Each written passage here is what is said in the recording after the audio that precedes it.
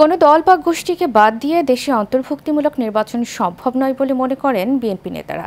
বর্তমান দায়িত্বে থাকা অন্তর্বর্তী সরকারের কর্মকাণ্ডই প্রমাণ করেছে তারা বিশেষ দলকে সুবিধা দিচ্ছে এবং সেভাবে কাজ করে যাচ্ছে। ফলে বিগত সরকারের আমলে ভোটাধিকার ও মানবাধিকার থেকে বঞ্চিত হওয়া মানুষের ক্ষোভ বাড়ছে।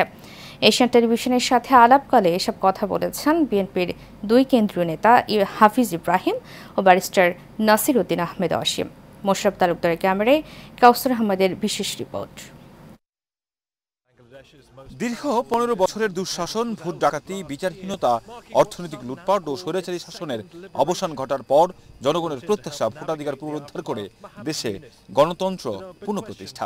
সে লক্ষ্যেই কাজ করছে অন্তর্বর্তী সরকার, যেখানে ইনক্লুসিভ নির্বাচনের কথা ভাবছেন তারা। আমরা চাই আগামী নির্বাচনটি বাংলাদেশের ইতিহাসে সবচেয়ে অবাধ, সুষ্ঠু ও গ্রহণযোগ্য নির্বাচন হোক।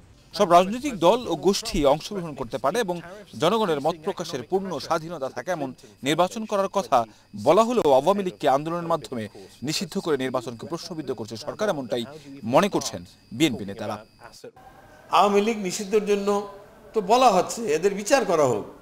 এরা যেসব অন্যায় করছে, মানবতা বিরোধী অন্যায় করেছে, এদের বিচার। আজকে 6 মাস হয়ে গেছে, এখনো তদন্ত রিপোর্ট, সবে নাকি তদন্ত রিপোর্ট আসছে। এত টাইম লাগার তো কথা না।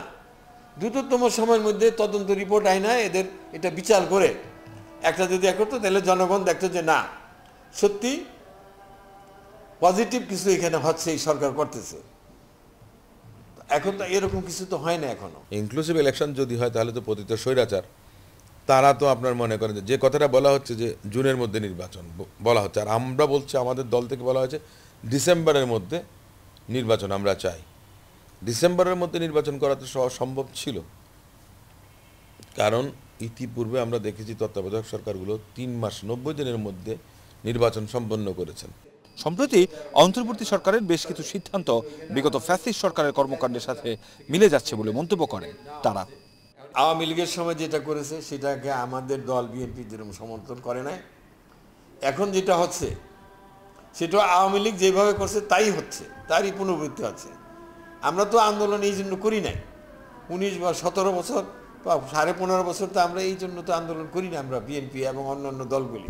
কোথাও কেউ রাস্তা বন্ধ করে 1 দিন 2 দিন সমাবেশ করছেন, কিন্তু অন্য কোথাও নিজেদের ন্যায্য দাবি আদায়ের জন্য যখন আপনার রাজপথে নেমেছেন, তখন আবার আমরা সেই স্বৈরাচারী কায়দায় যে পুলিশের ব্যবহার যেটা আমরা সেটাও দেখেছি। সরকারের কর্মকাণ্ডের মধ্যেই কিন্তু আপনার বৈষম্যের স্পষ্ট অবস্থান আছে, উপস্থিতি দেখা যাচ্ছে, লক্ষ্য করা যাচ্ছে।